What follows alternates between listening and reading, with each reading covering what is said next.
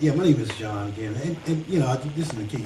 And yeah, so I got out 2 years ago. I did 8 years in Washington State. I'm from Texas, and I did 8 years for robbery. And out here, I have a good friend. We were inside together, and he's not an organizer. He's making films, and he said, John, I never say that I've been inside again because he don't want to be pigeonholed, right? And we have a way of pigeonholing people, and so, and it's it's relevant here because I wouldn't be here talking about, right, with my expert knowledge.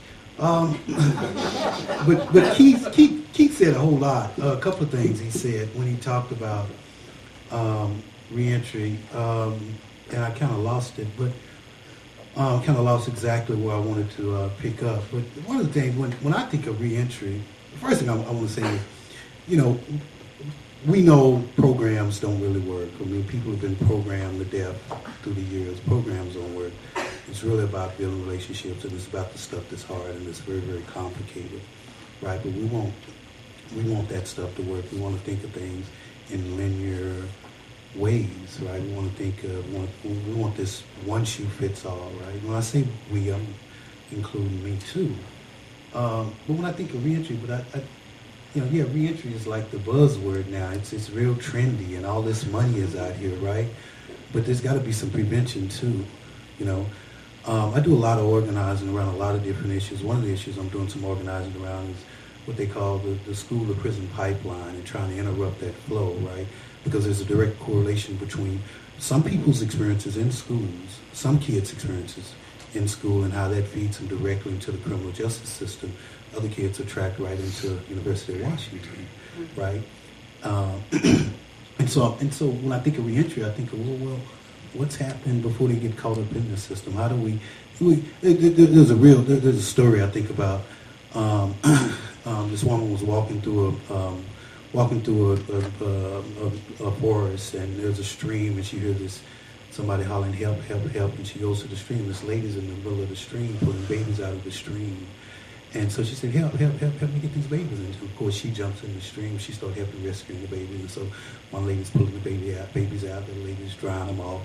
Another lady is checking their ears and checking them that somebody else is feeding them, right? And they're doing all this work. And somebody else comes along and observes all this stuff. And they say, well, come help us. And she looks at it for a moment, and she says, well, let me go upstream and see how the babies are getting in the water, right? And so when I think about reentry, when I think about all this stuff, at some point we have to really figure out how this system, I do a lot of work around the war on drugs, so we have to figure out how this system has gotten so big, how this system, we really got to do that work, and we really got to have not only ex-offenders, but we got to have the people creating this stuff. We got to have the people in DOCs, we got to have employers up here, we got to have people in housing, because, there's, what difference does it make that somebody's been in prison if they're out trying to get their lives together?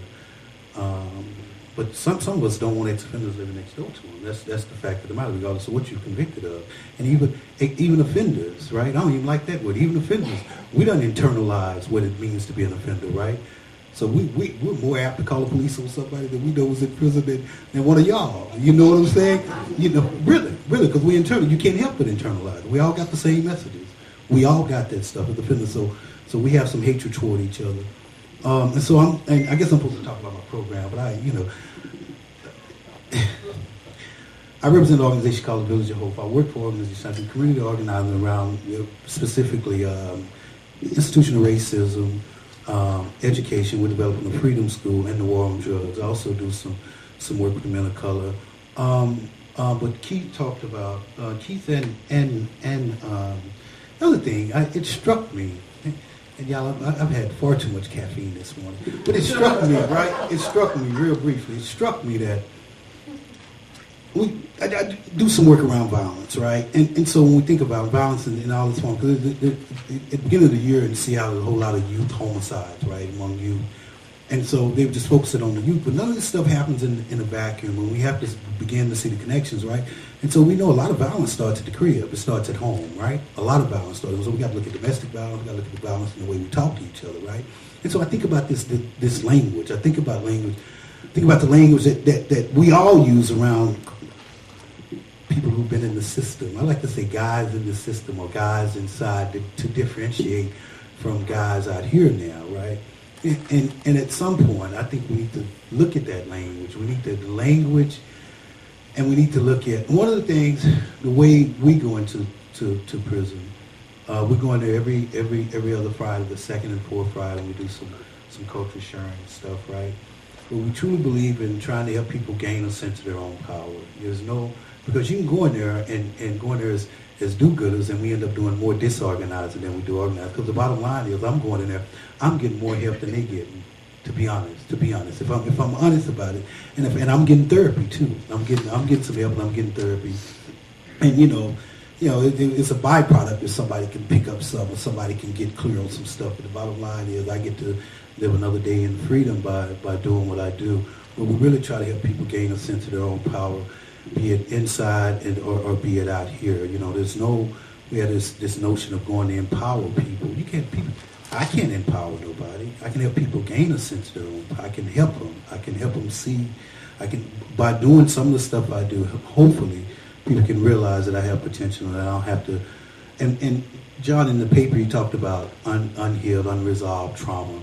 There's a couple of things. There's trauma, and there's the inability, because of that trauma, probably, there's an inability for a lot of people, especially recovering addicts and alcoholics, to be able to have real close, intimate, emotional relationships, right? And we see that among guys in prison. And if y'all got anything out of what I said about my program, good, thank you, because I don't even know if I talked about my program. Thank you.